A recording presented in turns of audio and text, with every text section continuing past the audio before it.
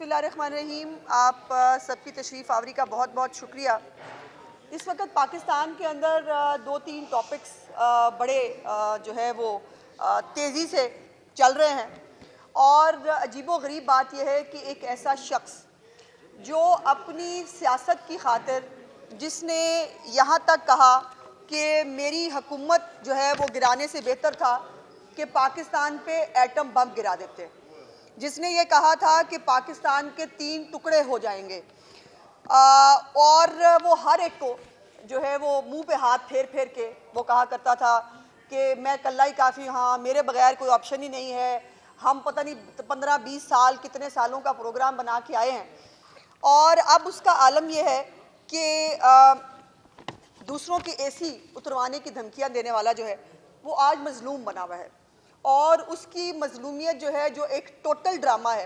By the way, जब मैं आपसे गुफ्तगू कर रही हूँ इस वक्त अडियाला के अंदर एक जो डॉक्टर्स की टीम है वो भी उसका जो है वो तिब्बी मुआयना करने के लिए गए हैं, लेकिन मेरी ज़ाती राय ये है कि पंजाब हुकूमत को एक ज़हनी अमराज का भी एक बोर्ड बनाकर ज़रूर अडियाला के जेल में भेजना चाहिए ताकि जाकर इस शख्स की जो ज़हनी कैफियत है उसका भी अंदाज़ा लगाया जाना चाहिए। ये तो एक फैक्ट है कि अडियाला की दीवारों ने इस शख्स को ज़हनी मरीज़ बना दिया है और अपने डिप्रेशन में वो इस हद तक चला गया है कि वो दूसरों को भी ज़हनी मरीज़ कहता है। वैसे बाय द वे, वो आपको पता है पागल खाने में आप कभी जाए ना तो पागल जो है ना वो हर एक को कह रहे होते तू पागल है, तू पागल है। तो कुछ इसी किस्म का जो है वो इस वक्त इनका जो है वो रवैया है और ये वही लोग हैं जिन्होंने पाकिस्तान को दिवालिया कराने के लिए क्या क्या हरबे इस्तेमाल नहीं किए। IMF को ख़त भी लिखे, उनके हेडक्वार्टर के बाद जुलूस भी निकाले और उसके बाद भी इनको ये लगता है कि इनको मुहिब्बे वतन जो है वो कहा जाना चाहिए और दूसरे मुहिब्बे वतन हैं या नहीं इसका सर्टिफिकेट जो है वो इसको और इसकी जमात से लेना चाहिए। अभी 2-3 दिन पहले जो DGISPR ने एक प्रेस कॉन्फ्रेंस की जिस पे मुझे लगता है कि इनकी दुमों पे काफ़ी ज़ोर से पैर आया है और उसमें मेरी 3-4 गुजारिशात हैं। पहली तो बात यह है कि DGISPR को ये प्रेस कॉन्फ्रेंस करने की ज़रूरत क्यों महसूस हुई। इसलिए कि जब 2-2.5 साल से मुसलसल जब से इनको पार्लियामेंट के ज़रिए ज़लीलो ख्वार होकर निकलना पड़ा उस वक़्त यहाँ तक पहुँचे जो आज दूसरों को आइन शिकनी, आइन का हलफ पढ़ाते हैं, आइन की जो है वो शिकें पढ़ पढ़ के बताते हैं, वो लोग हैं जिन्होंने बाकायदा सुप्रीम कोर्ट के फैसले के मुताबिक आइन शिकनी की, आर्टिकल 6 के मुर्तकब हुए। वो लोग जो है वो आज DGISPR की इस प्रेस कॉन्फ्रेंस के ऊपर उन्होंने कहा कि जी हल्फ की खिलाफ वर्जी हो गई है और ये जो है ये सियासत में आ रहे हैं। मेरे 2 सवालात हैं। पहली बात यह है कि जब आप 2.5 साल अपने बैरूने मुल्क बैठे हुए प्रोपेगेंडा सेल और कीबोर्ड वॉरियर्स के ज़रिए जब आप एक मुनज़्ज़म कैंपेन करेंगे एक इदारे के सरबराह के ख़िलाफ़ तो आखिर कहीं तो आखिर फुल स्टॉप लगेगा, कहीं तो आखिर पेशेंस जो है वो ख़त्म होगी। और सवाल यह कि क्यों किया जाए, क्यों? इसलिए कि जब वो DGI थे तब उन्होंने बुशरा बीबी के पलंदे पकड़ाए थे इमरान खान को और बताया था कि ये हीरो का कारोबार करती है। और अब जब वो दुनिया में field marshal general Asim Munir साहब के बारे में जो कहा जाता है, जो लिखा जाता है, जो इज्जत वज़ीर आज़म पाकिस्तान को और फील्ड मार्शल को जो है मिलती है, वो लोग उनको खाने पर बुलाकर खुश होते हैं। इस वक्त पाकिस्तान के अंदर फेडरल कैपिटल के अंदर लाइन लगी हुई है सरबराहिन ममलकत की, एक जाता है दूसरा वापस आता है, एक जाता है तीसरा आता है, क्योंकि जो एक आलमी तन्हाई में जो एक वाहियात किस्म की इनकी खारजा पॉलिसी थी, जिस मुल्क में बैठता था उसी मुल्क के खिलाफ गुफ्तगू करता था या वहां पर बैठकर किसी दूसरे मुल्क के खिलाफ गुफ्तगू करता था जो ज़ाहिर पहुंच जाती और पाकिस्तान टोटल आलमी तन्हाई का शिकार था। तमाम तर जो है वो मेहनत के बाद जब पाकिस्तान को ऑन ट्रैक लाया गया तो ये हजम नहीं हुआ, चूंकि पाकिस्तान के लिए जो अच्छी खबर है वो इस फितना फसाद ग्रुप के लिए बुरी खबर है। पाकिस्तान जो है वो अगर माशी लिहाज से तरक्की करे वो इनके लिए बुरी खबर है। पाकिस्तान आलमी तन्हाई से बाहर निकले वो इनके लिए बुरी खबर है। पाकिस्तान के अंदर जो है ट्रांसपेरेंसी इंटरनेशनल की रिपोर्ट आई है उसकी भी मैं इंशाल्लाह आगे जाके बात करती हूँ। वो कहते हैं कि परसेप्शन बेहतर हुआ है पाकिस्तान का जो है वो करप्शन के हवाले से, वो इनके लिए बुरी खबर है। लेकिन बात यह है कि आप बार बार एक मुनज़्ज़म कैंपेन करें। तो उन्होंने 3-4 सवालात रेज किए जिसके ऊपर इनको जो है वो ज़ाहिर है इनको बहुत नागवार गुजरा, क्योंकि जो ये कह दे वो आईने पाकिस्तान है, जो ये बेहतर समझे सारे पाकिस्तान को, पूरी दुनिया को उसको बेहतर समझना चाहिए। एक गंदे घिनौने करैक्टर का मालिक, उसको ये उम्मत मुस्लिमा का लीडर भी कहते हैं, उसको ये जो है वो पाकिस्तान का सबसे मकबूल लीडर कहते हैं, पता नहीं कैसे। जो 3-4 पैरामीटर्स होते हैं मकबूलियत जानने के लिए, इलेक्शन में इनको मुंह की खानी पड़ी, जलसा जुलूस इनके पल्ले नहीं रहा और पूरी परफॉर्मेंस जो है वो कहीं पर आपको देखने में नहीं मिलेगी। मैं समझती हूं कि इस वक्त जो अडियाला का कैदी है वो इल्ताफ हुसैन पार्ट 2 बन चुका है और एग्जैक्टली वही पॉलिसियां हैं, वही चीज़ें हैं जो उस वक्त इल्ताफ हुसैन ने कही थी। उसने वैसे माइल्ड बातें की थी जो ये कर रहे हैं। अब ये DGISPR जो है, इनके वालिद साहब इकरामुल्लाह नियाज़ी साहब बहुत काबिल एहतराम है, मैं उनके बारे में कोई गुफ्तगू नहीं करना चाहती, बहुत सारी बातें उनके बारे में भी ज़बान ददेआम है, हमें आदत नहीं है माँ बाप पर जाने की।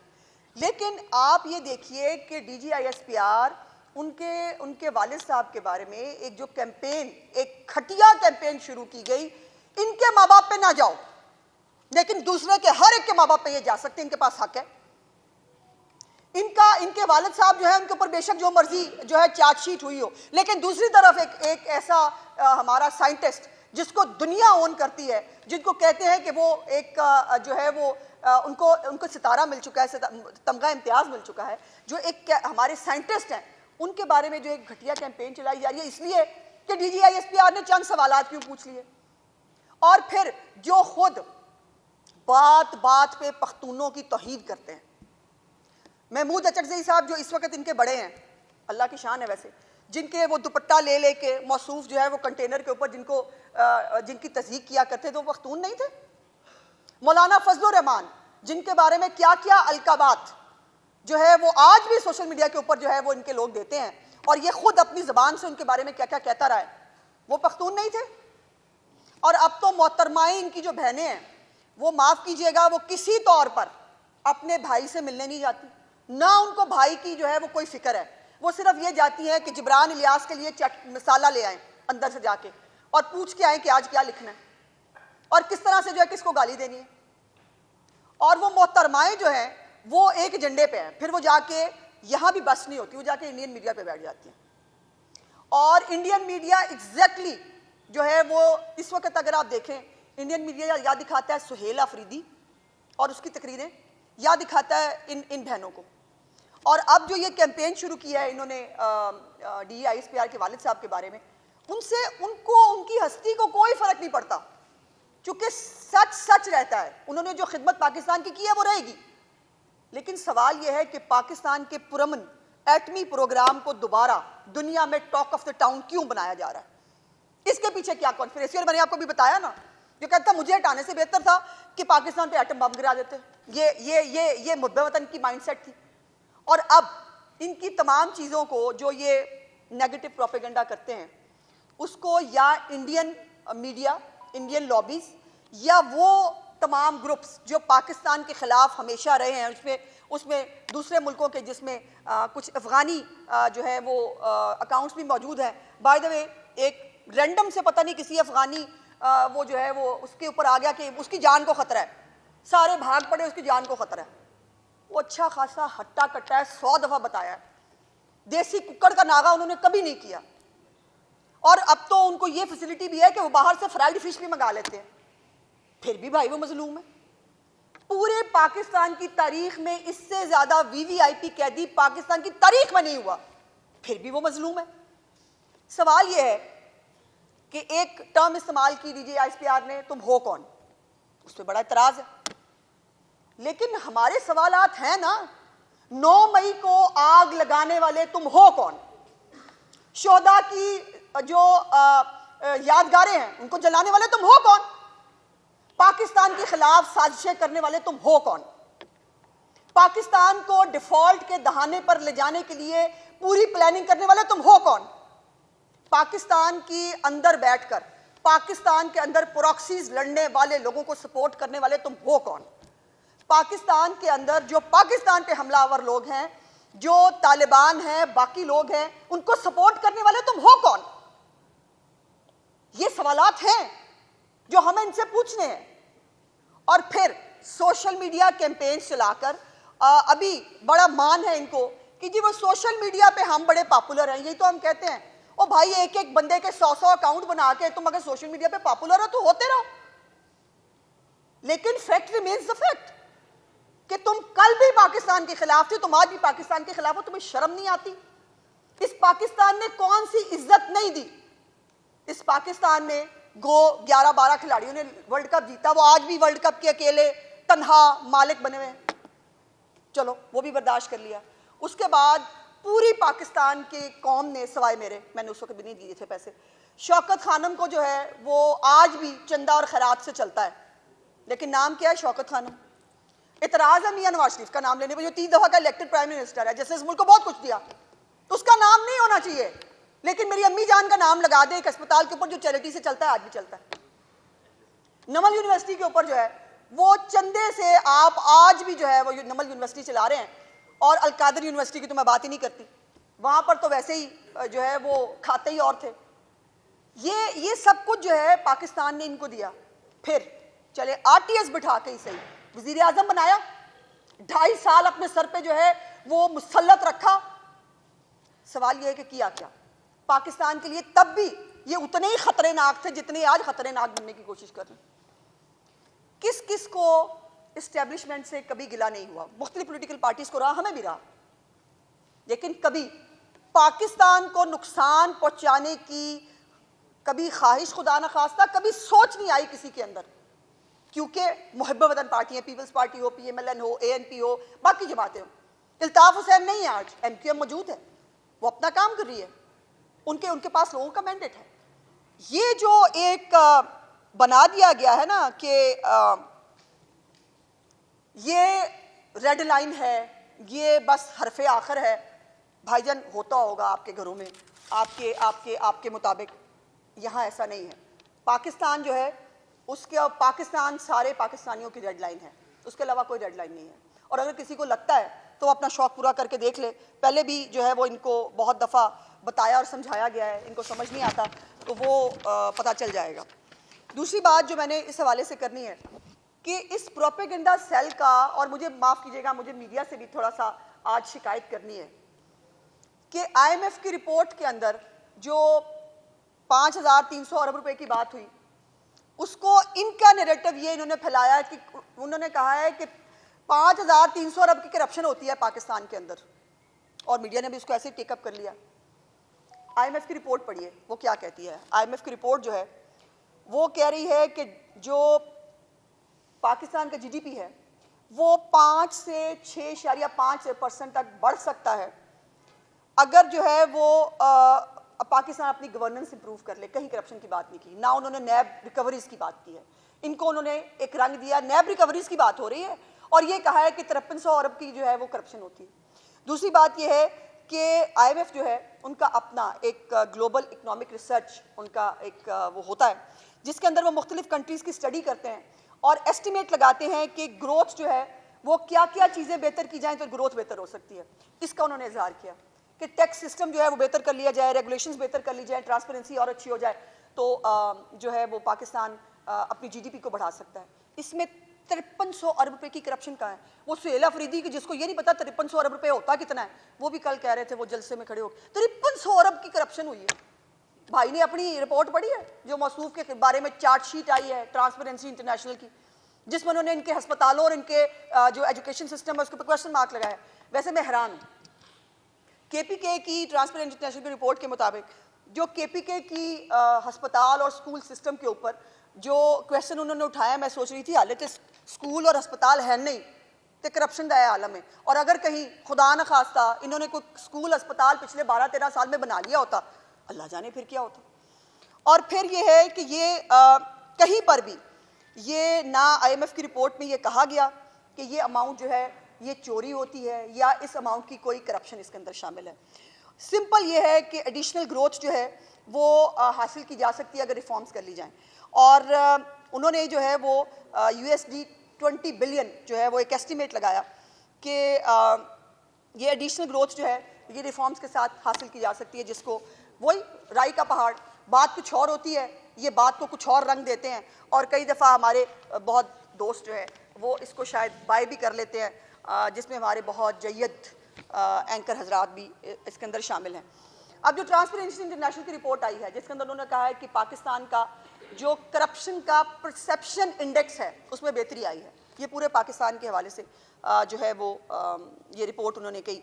66% लोग जो है वो उन्होंने कहा कि गुज़श्ता एक साल के दौरान उनको सरकारी काम के अंदर जो है वो कोई रिश्वत देने की ज़रूरत नहीं पड़ी। और इसके अंदर मैं ये बात बिल्कुल कहना चाहती हूँ कि पंजाब के अंदर ख़ास तौर पर चीफ मिनिस्टर मरीम नवाज़ साहिबा की गवर्नेंस के मॉडल के अंदर तमाम तर जो ठेके हैं, तमाम तर चीज़ें जो हैं वो ई टेंडरिंग के ज़रिए होती हैं, ई फॉस के ज़रिए होती है, डिजिटल है जितनी भी गवर्नेंस है पंजाब के अंदर। और 60% लोगों ने जो है उन्होंने कहा कि मईशत को मजबूत किया है हुकूमत ने, और वो 40% वो वही होंगे वो जिनका कांच चिट्टा है, उनका कुछ हो नहीं सकता। दूसरा, लोगों ने ये भी कहा कि IMF के साथ मुआहदे और FATF की जो ग्रे लिस्ट है उससे निकलवाने के लिए भी गवर्नमेंट ने अच्छा काम किया। लेकिन इसके अंदर बड़ी इंटरेस्टिंग एक चीज़ है जो आपको और कोई नहीं बताएगा, वो मैं बताना चाहती हूँ कि 51% लोग जो हैं वो ये कहते हैं कि जो टैक्स छूट हासिल करने वाली NGOs हैं और अस्पताल हैं वो आवाम से जो है वो कोई फ़ीस उनको नहीं लेनी चाहिए, क्योंकि वो फलाही अस्पताल होते हैं ज़ाहिर है, और टैक्स भी उनके ऊपर नहीं लगता। और उसके अंदर आपको पता है कि वो बड़े बड़े चैरिटी के वो इदारे जिनके नाम के ऊपर ये भी पता चला कि फ़ॉरेन फंडिंग होती है, जिनके नाम पे आज भी जो है वो ख्वाजा आसिफ साहब का केस जो है वो मौजूद है, कि जिसके अंदर खुद ये बाबा ऑफशोर कंपनी है, ये याद रखिएगा, ये फितना खान जिसने सबसे पहले पाकिस्तान के अंदर ऑफशोर कंपनी जो है उसने बनाई थी दुबई में जाके, और चैरिटी के पैसे इन्वेस्ट कर दिए जो इलीगल हैं। लेकिन फिर भी भाईजान आपने उसको सादो करम ही नहीं मानना है, कोई बात नहीं। अगर बंटी बबली की जोड़ी ने 190 मिलियन पाउंड जो है वो खा लिए तो कोई बात नहीं, क्या फर्क पड़ता है, क्योंकि वो सादो करम ही है। उसकी अपनी जिंदगी, जाती जिंदगी पे इतने इतने घनौने इल्जामात हैं, लेकिन फिर वो कहते हैं वो उनका जाती मामला है जी, कोई बात नहीं, फिर भी वो सादो करमीन है, उनको शर्म नहीं आती इतना बड़ा लफ्ज इस्तेमाल करते हुए। वो साइफर के साथ खेल गया, उसकी अपनी ऑडियो मौजूद है कि खेलना है, मिनट्स भी चेंज कर दो, सब कुछ चेंज कर दो, हमने खेलना है। लेकिन हमारी जो है उस वक्त की अदालतों ने कहा कोई मसला ही नहीं, किया है पाकिस्तान के साथ खेला ना, कौन सी बड़ी बात है। ये पाकिस्तान के साथ खिलवाड़ नहीं चल सकता, और मैं ये बात कहने पे आज मजबूर हूं कि फितना खान की सियासत और पाकिस्तान इकट्ठे नहीं चल पाएंगे। और ये बात आप देख रहे हैं, जैसे जैसे मैंने जैसे कहा कि कोई अच्छी खबर आती है वो इनके लिए बुरी खबर होती है। इन्होंने बुरी खबरों को पब्लिसाइज करना होता है, अच्छी खबर पे इनको ऐसे होता है कि जैसे इनको कोई मतलब बीमारी हो गई है। उसके बाद 53% लोगों ने कहा है कि फलाही इदारों को अपनी रसीदें दिखाने चाहिए। याद आया, रसीदा कटो, याद आया ना, दूसरों से रसीदें जो मांगते थे ना, अब जब उनसे 190 मिलियन पाउंड में रसीदें मांगी है उनके पास नहीं है। अब जब उनसे जो है वो बंटी बबली की जोड़ी से जब हीरों के मामला, तोशा खाना के मामला पूछे, उनके पास रसीदें नहीं है, और रसीदें अगर बनवाई तो फेक रसीदें बनवा ली जाके वो ग्राफ की घड़ी बेचकर उस दुकान से जिस बेचारे ने सारी जिंदगी में कभी करोड़ों का कारोबार नहीं किया था, झूठी रसीदें। और फिर फेक NOC पे बना हुआ जो बनी गाला का महल है वो भी आपको याद होना चाहिए। अभी तो जमान पार्क जो है उसके ऊपर करोड़ों रुपया कहाँ से लगा था, अभी तो वो भी एक बहुत बड़ा क्वेश्चन है। सो उन्होंने कहा कि जी फजाई रसीदें जो है वो रसीदें दिखाएं, ये नहीं है कि चंदे के पैसे से जुआ खेलें। अल्लाह, स्टॉक एक्सचेंज में लगाएं फिर दूसरों को चोर चोर कहना शुरू कर दें। सर मतलब कमाल है ना, इसी को मुकाफाती अमल कहते हैं जो पलट के आपके पास आता है। और दूसरी बात, पंजाब में 60% लोग इस बात के हक में हैं कि रसीदें देखी जानी चाहिए और चंदे के पैसे जो हैं वो इन्वेस्ट नहीं हो सकते। दूसरी बात, सवाल किया गया कि हेल्थ सेक्टर में बदनुमानी किस शोबे में है, मसलन हॉस्पिटल, डॉक्टर्स, फार्मास्यूटिकल्स, लैब्स। तो हस्पतालों में और फार्मास्यूटिकल्स में ये नंबर अल्हम्दुलिल्लाह KPK ने जीत लिया है ये मुकाबला, और वहाँ पर अभी अस्पतालों का कोई हाल नहीं है, कोई अस्पताल नया बना नहीं है, किसी अस्पताल को इम्प्रूव नहीं किया गया। अभी मैंने कल परसों जो है वो देखा, लेडी रेनिंग अस्पताल जो है उसकी जो तस्वीरें सोशल मीडिया में कितने लोगों ने लगाई, वो शर्म से डूब मरने का मुकाम है। और उनके जो तर्जुमान है केपीके के, वो कहते हैं हमें नहीं मिला मैंडेट लोगों की जो है वो हालतें बेहतर करने के लिए, हमें मैंडेट मिला है कि हमने मुजावरी करनी है अडियाला की और जुमेरात के जुमेरात जाके धमाल डालनी है। वहाँ एक वहाँ पे वो उर्स का कोई शायद वो बनाते हैं, कोई वहाँ जाके धमाले डालते हैं, धमाले डाल के वो घर को आ जाते हैं। That's it. ये है परफॉर्मेंस केपीके की। तो मुझे अफसोस है, मुझे दिली हमदर्दी है केपीके के अवाम से, लेकिन केपीके के अवाम के अंदर जो शऊर आ रहा है, जो वो इनको रिजेक्ट कर रहे हैं बैलेट के मामले में, जो वो उनको रिजेक्ट कर रहे हैं इनकी इंतशार पसंदी की सियासत के हवाले से, जो इनको वो रिजेक्ट कर रहे हैं इनकी किसी भी फितना फसाद की सियासत का ईंधन बनने के लिए, इसके लिए खैबर पख्तूनख्वा के लोग जो है वो सल्यूट के काबिल हैं। और इसके साथ साथ आखिर पे मैं सिर्फ इतनी गुजारिश करना चाहती हूँ कि पाकिस्तान ने और पाकिस्तान के अवाम ने सब कुछ झेल लिया। इन्होंने 9 मई किया, झेल लिया। इन्होंने बार बार मुल्क पे हमले किए, झेल लिए। इन्होंने इन्होंने खैबर पख्तूनख्वा बेड़ा गर्क कर दिया, झेल लिया। लेकिन अब बात है हमारे मुल्क की सिक्योरिटी और सलामती की। हम सब सलामत इसलिए हैं कि हमारे सिक्योरिटी इदारे काम कर रहे हैं। जो दिन रात जवान अपनी शहादतें दे रहे हैं वो किसी के बाल बच्चे नहीं हैं। यहाँ पे कोई शहीद होता है, वहाँ पे गंदी और घटिया कैंपेन करते हैं सिर्फ उस बुग़्ज़ के अंदर कि हमसे बात कर लो। वो इसका अपने स्टेटमेंट्स जो है जेल जाने से पहले रिकॉर्ड पे है, मैं तो बार बार बात करना चाहता हूँ, मुझसे बात कोई नहीं करता। फिर कहते हैं कि वो सियासत में आ रही है फौज बार बार कह रही है हमें सियासत में मत लाएं, बराए मेहरबानी अपना काम करें, अपनी गवर्नेंस पर तवज्जो दें। लेकिन हमने सियासी जमातों से बात नहीं करनी, हम सिर्फ फौज से बात करेंगे। तो फिर सवाल उठता है कि सियासत में कौन ला रहा है फौज को, कौन लाना चाहता है फौज को। और आज भी मैं यकीन माने कि अगर इसकी सुनी जाने लगे ना, तो ये आज भी वो बाजवा साहब की तरह ताहयात जो है एक्सटेंशन देने के लिए जैसे ये तैयार था ना, ये आज भी करने के लिए तैयार है। ये जो झूठे इनकलाबी बने हुए हैं ना, ये इनका इनकलाब से कोई लेना देना नहीं है। और फिर इनकलाब इतना ही है कि पुलिस आती है तो इनका इनकलाब भज जाता है, और फिर वो कहते हैं देखिए हमें मारेंगे तो इनकलाब कैसे आएगा। सर ऐसे इनकलाब नहीं ना आते। इनकलाब ऐसे आया जैसे हरिपुर में इलेक्शन के दिनों में, इलेक्शन के जरिए ये जो है इनकलाब आया था। और ये इनकलाब जो है ये अपनी सफ़ें दुरुस्त कर लेते बहुत बेहतर था, क्योंकि हमारा किसी के साथ कोई सियासी इंतकाम ना कभी था ना हम लेना चाहते हैं। लेकिन अगर पाकिस्तान की सिक्योरिटी और सलामती को जो है वो स्टेक पे लगाया जाएगा पाकिस्तान के एटॉमिक प्रोग्राम के ऊपर जो है, और उसके ऊपर काम करने वाले जो हमारे मसीहा हैं, जो हमारे जिन्होंने हम पर ये उनका कर्ज है कि हम सारी ज़िंदगी का कर्ज नहीं उतार सकते। अगर 9-10 मई की रात को जो सिर्फ 3 घंटे 4 घंटे का जवाब पाकिस्तान ने दिया और उसके बाद इंडिया को भागना पड़ा, अगर पाकिस्तान एक एटॉमिक पावर ना होता, इंडिया पहले धमाके कर चुका था, आप सोच सकते हैं हमारा क्या होता। लेकिन फिर भी इनको शर्म नहीं आती। और फिर केपीके के अंदर जो है वो कुत्ता भी मर गया उस पर ट्वीट आ जाती है इमरान खान के ट्विटर हैंडल से। वो कोई जो है वो प्रोपेगेंडा सेल का बंदा जो है उसको ज़रा सी तकलीफ हो गई है, ट्वीट आ जाएगा। कभी ट्वीट नहीं आया। सिक्योरिटी इदारे जो कुर्बानियाँ देते हैं उस पर कभी ट्वीट नहीं आया। पूरी इंडिया पाकिस्तान की कॉन्फ्लिक्ट के दौरान इमरान खान का ट्विटर हैंडल खामोश था। इमरान खान ने पाकिस्तान की सपोर्ट नहीं की। अगर पाकिस्तान की सपोर्ट नहीं की तो फिर ये खामोश सपोर्ट मुझे कहने पे मजबूर हूं मैं कि ये इंडिया के लिए थी, ये पाकिस्तान के लिए नहीं थी।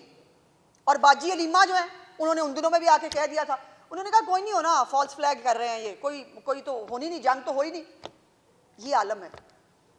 और जब इस तरह की दुनिया में, किसी भी दुनिया के अंदर, महज़ब माशरे के अंदर ये चीज़ें नाकाबिले कबूल होती हैं। पाकिस्तान है तो हम सब हैं। ये पॉलिटिकल पॉइंट स्कोरिंग एक दूसरे के साथ मामलात हम कर लेंगे, लेकिन एक रेड लाइन है जो पाकिस्तान की सिक्योरिटी और सलामती है, उसके ऊपर किसी को अटैक करने की इजाज़त कोई पाकिस्तानी नहीं दे सकता। जो यकीनन इस वक्त हुकूमत पाकिस्तान और हुकूमत पंजाब है, हम पाकिस्तान की सिक्योरिटी, पाकिस्तान की सलामती, पाकिस्तान के अंदर जो खुशहाली का एक दोबारा दौर शुरू हुआ है उसको डिरेल करने की इजाज़त किसी को नहीं।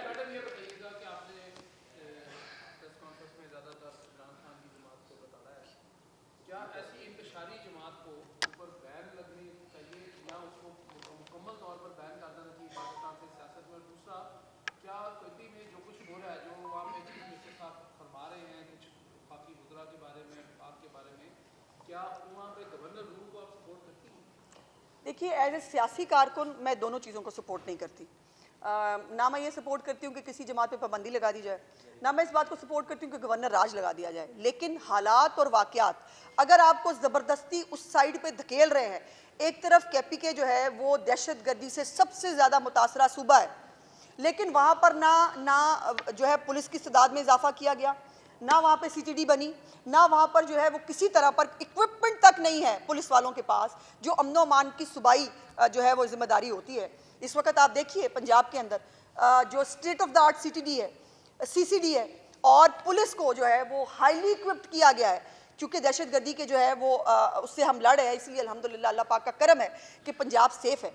और अगर ये जो है ये अपनी सियासत की खातिर, घिनौनी गंदी सियासत, वैसे बहुत पाक जो है वो काम है, ये अपनी गंदी और घटिया हरकतों की वजह से अगर पाकिस्तान को स्टेक पे लगाने की रविश से बाज ना आए तो मेरा ख्याल है कि इसके अलावा और ऑप्शन रह नहीं जाएगा। एक तरफ इधर से एक तरफ